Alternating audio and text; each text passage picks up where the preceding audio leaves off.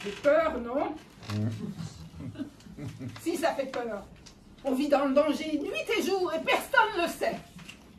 Alors, bien sûr, les gens vous croisent, ils vous disent « Ah, tiens, bonjour, salut, comment vas-tu » Qu'est-ce que vous voulez que je leur réponde?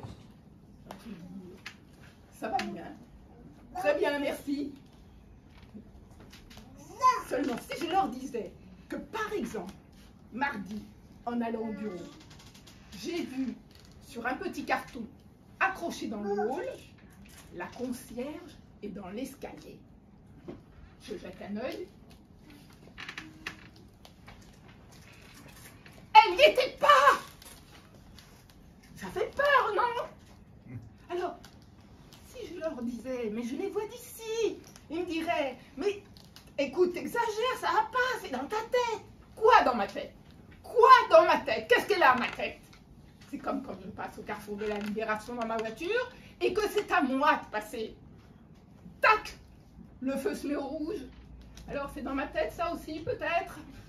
Et que je passe à n'importe quelle heure, n'importe quel jour, tac! Rouge! Alors? Pourquoi? Ça fait peur, non? Et si je leur disais, ils me diraient, mais tu lis trop? Eh bien non!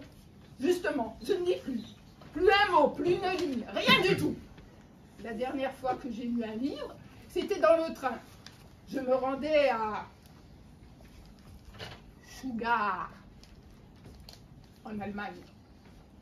D'ailleurs, ça aussi, pourquoi tout le monde dit Stuttgart, alors que c'est si simple de dire Stuttgart. Ça fait peur, non? Donc, je me rendais à Stuttgart, j'étais dans le train, et je m'étais assis dans le sens inverse de la marche. Non, parce que je m'étais dit, si jamais ils recommencent leur connerie comme en 40, je suis tout de suite dans le bon sens pour venir à Nice. On ne sait jamais. Donc, je lisais un livre léger, distrayant, un livre de Kafka, un humoriste tchèque, un homme qui savait rire. J'étais en bas de la page 73 et je me souviens très précisément de la phrase. Monsieur Samsa n'avait qu'une envie, mourir. Passionné, je tourne la page. Quand c'est drôle, on dévore. Et là, ma respiration s'arrête net. Je n'invente rien. Il manquait une page. La 74. Rien que d'en parler, ça me serre là. La 74, disparue, comme ça, sans explication. Le trou béant au milieu d'un récit. Ça fait peur, non? Alors que faire? En parler à la jeune fille assise en face de moi? Pauvre petite, trop jeune, elle se serait affolée. Appeler le contrôleur. Sifflet, cri, signal d'alarme. Vous imaginez la panique? 200 personnes à garde dans la campagne en train de chercher ma page 74. Non, vous ne pouvez pas leur faire ça. J'ai serré les poings et j'ai continué de lire en souriant, comme si de rien n'était. Ça fait peur, non? D'ailleurs, même chez moi, c'est dangereux. C'est pour ça que je ne rentre jamais à la même heure. Exprès, pour dérouter les assassins, les sadiques, les malades qui vous attendent sur le palier. Tiens, encore hier, je vais rentrer chez moi. Il était 9h16 précisément. 1h tranquille en général. Eh bien, vous me croirez si vous voulez. J'appuie sur le bouton de l'ascenseur. En panne! On a beau être confronté 24 heures sur 24 au danger, ça vous fout un coup. Alors, j'ai pris du recul, je maîtrise l'émotion, et mine de rien, je gravis l'escalier. Il grinçait, comme par hasard. Alors que faire? Redescendre? Mais trop tard, j'étais déjà au 3e.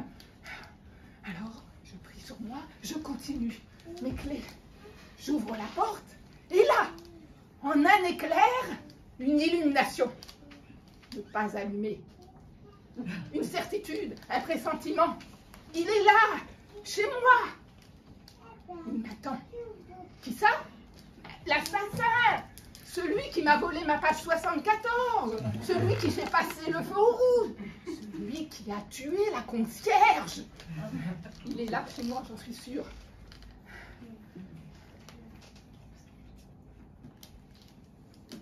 Il y a quelqu'un? Il y a quelqu'un? Personne ne répond. C'est là qu'il s'est fait avoir. Parce que il y a quelqu'un, suivi d'un silence, ça ne trompe personne. Surtout pas moi. Alors où aller? Où aller? Là-bas, au bout du couloir. La cuisine. Un tiroir. Une fourchette. Quelque chose pour me défendre. L'espoir.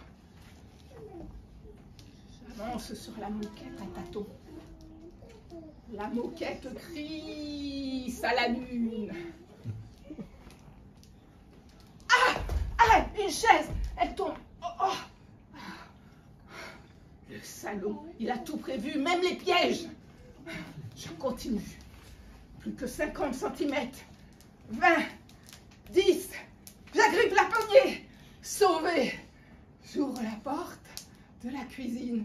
Et là, je me pétrifie devant moi, là, une lueur.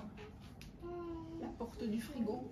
Non, pas ouverte, entrouverte. Et ça fait vraiment peur.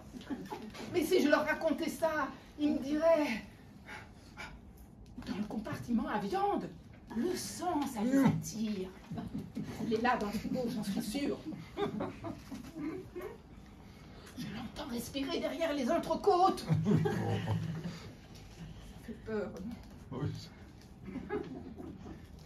Alors, je prends sur moi, je me concentre et tac, blanc. Tant pis pour toi, mon vieux. Ça ne sera pas pour cette fois. Parce que maintenant, je reste à la maison. Ils ne m'auront plus. Au calme, tranquille. Je préfère avoir peur chez moi plutôt qu'au restaurant ou dans la rue où vivent tous ces malades. Chez moi, il y a moi et un sadique dans le frigo. C'est maîtrisable. Et si je leur racontais tout ça, mais ils me diraient, mais écoute, t'exagères, c'est dans ta tête, c'est des idées. Mais ils ne comprennent pas. Personne ne se rend compte. Ça fait peur, non? Oui.